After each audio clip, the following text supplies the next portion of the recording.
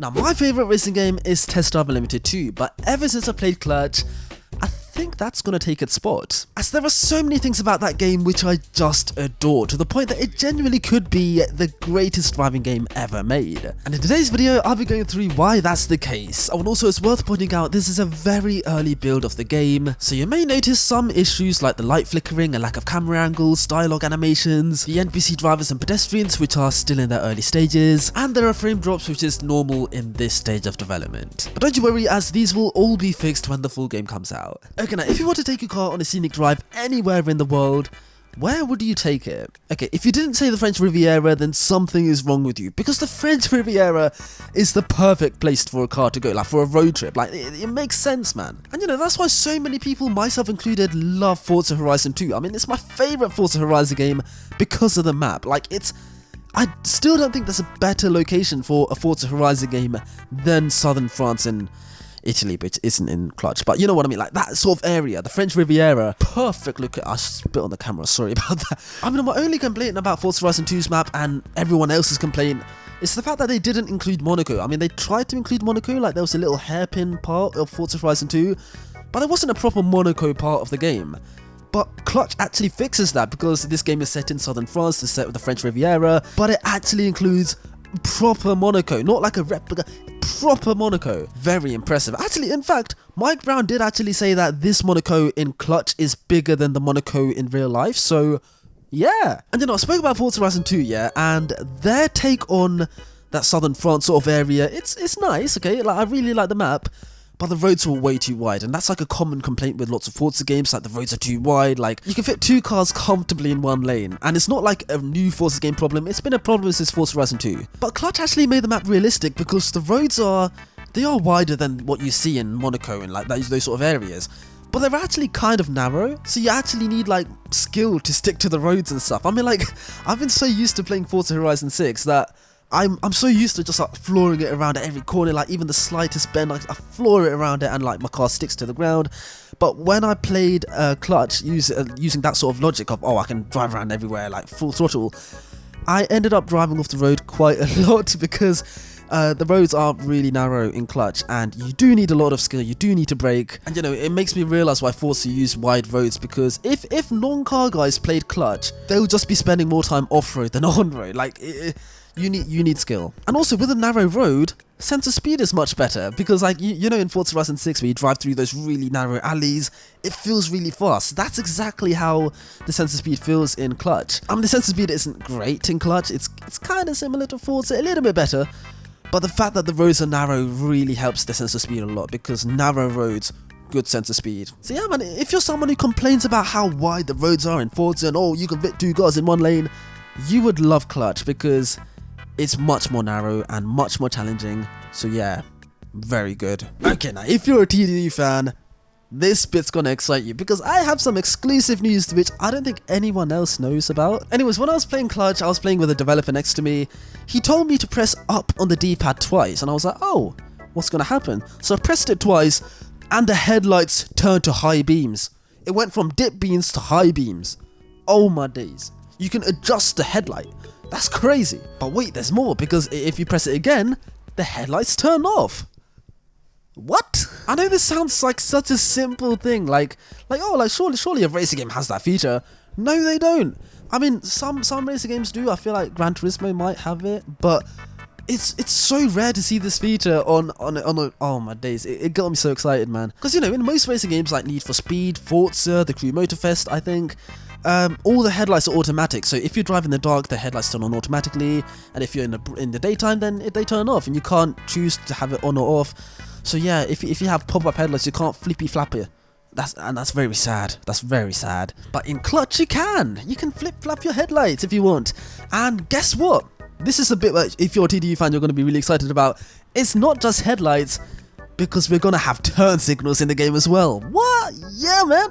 Turn signals in a racing game, oh my days. I mean, it wasn't in the game when I was playing it, but the developer I was next to did say that they are working on adding indicators to the game, where it like pops up through a menu, and then you can turn left or turn right with the indicators. So if you're a Test Drive Unlimited fan and you're frustrated with the lack of indicators in racing games, Good news, because we're going to be seeing them in clutch. Oh, and also, it's not just indicators, because in one of the missions, there was this bit where you had to like hide from the security guard in the Land Rover Defender, and to hide, you had to park your car and turn the engine off. So yeah, I mean, in that mission you could turn the engine off. I'm pretty sure we will have an engine off button in free roam, so if you want to just turn off your engine, then you can do that.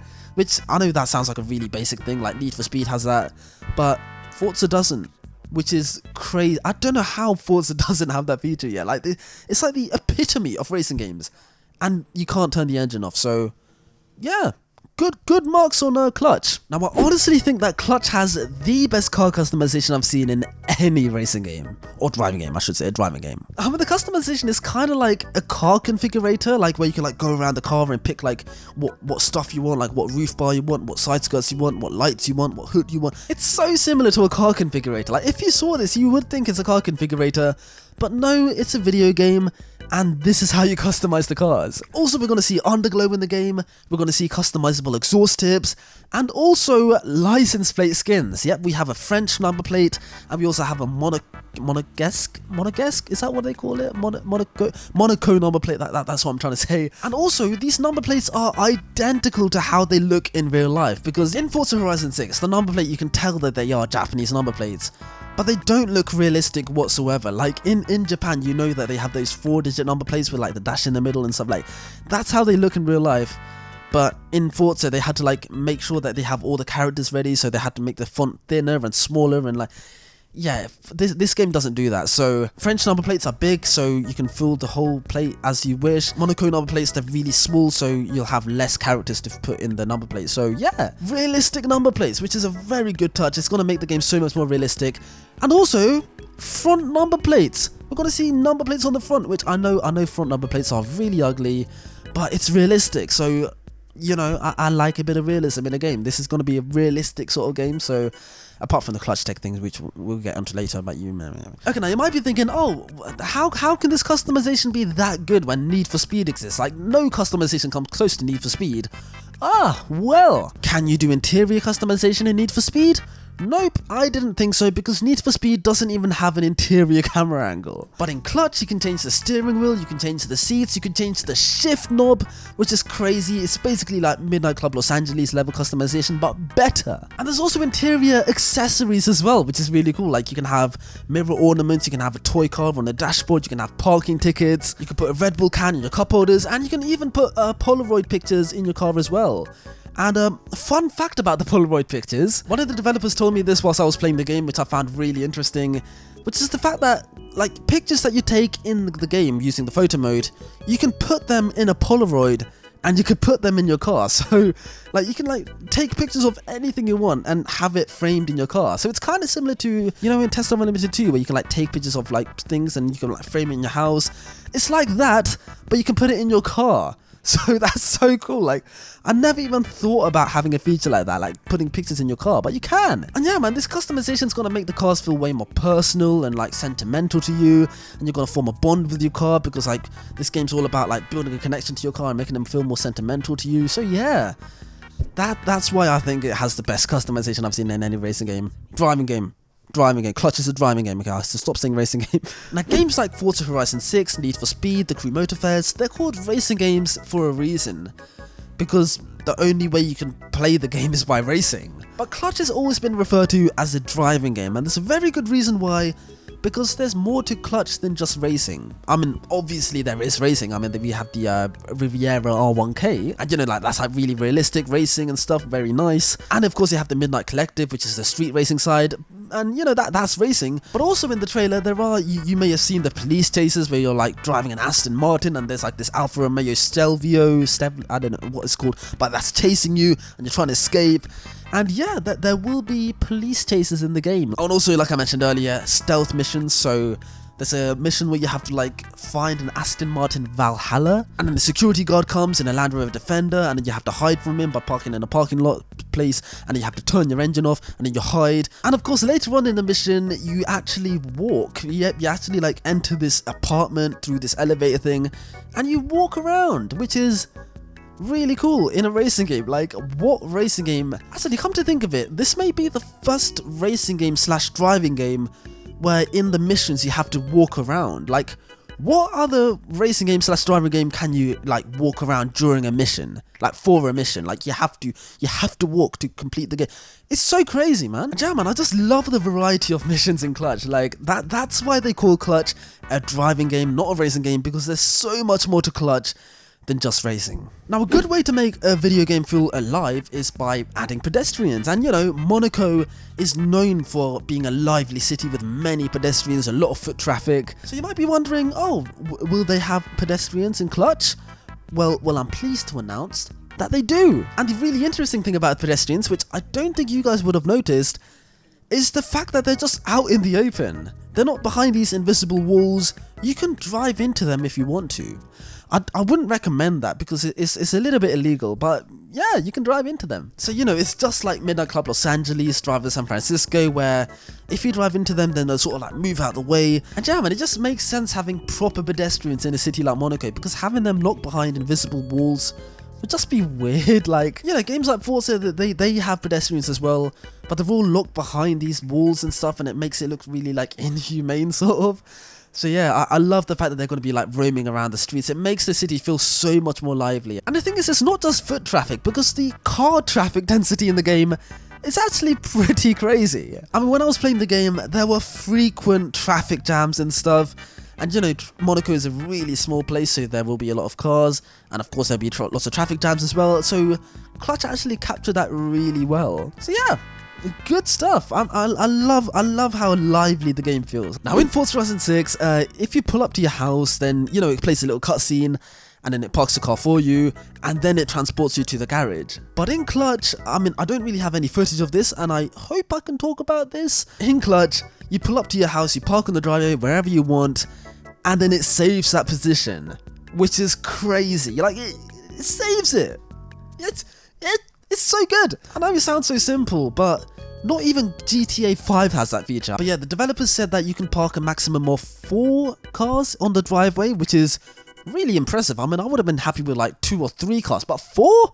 Damn. But yeah, man, it just makes the house feel way more personal, like choosing the layout of your house. Like, it's kind of like everyone hypes up the garage system in Forza Horizon 6, which is a really good feature, where you can choose where your cars are parked and everything. But this game has that on the driveway. You don't need to go to a little menu to change them. You just get into the car, park it where you want, and then it saves it. Which is so sick. I'm so sorry, it's such a cool feature. I can't believe no other racing game thought. But yeah, man, once you park your car where you want, you get out of your car and then you walk to your house, and then it just saves, which is really nice. Nice addition. Speaking of walking, one of the most exciting features about Clutch is the fact that you can actually walk. You can get out of your car and walk. I remember when I was playing the game and I arrived at my house, I was like, oh, what do I do to like start the cutscene? And it was, oh, just walked into the house. Walk into the house in a racing game. Is this GTA?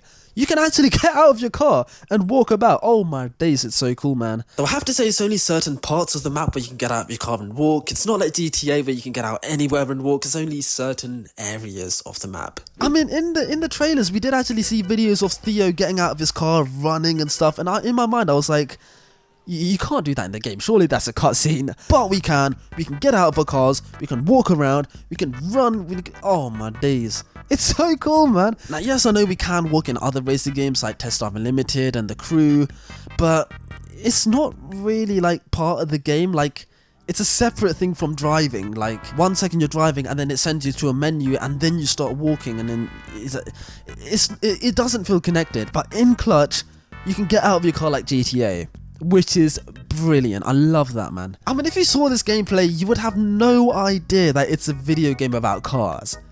Like, it looks like GTA or Watch Dogs, or like, man, I always thought it would be way too ambitious to add walking into a racing game like this, but here we are. They're breaking the barriers, they're breaking the walls. Fair play, mate. Fair play. I don't know who I'm saying, mate. Fair play, Mike Brown. And yeah, that is why Clutch is gonna be my new favorite racer driving game. New favorite driving game, because Clutch is a driving game. Yeah. Anyways, like and subscribe, because that will come in Clutch.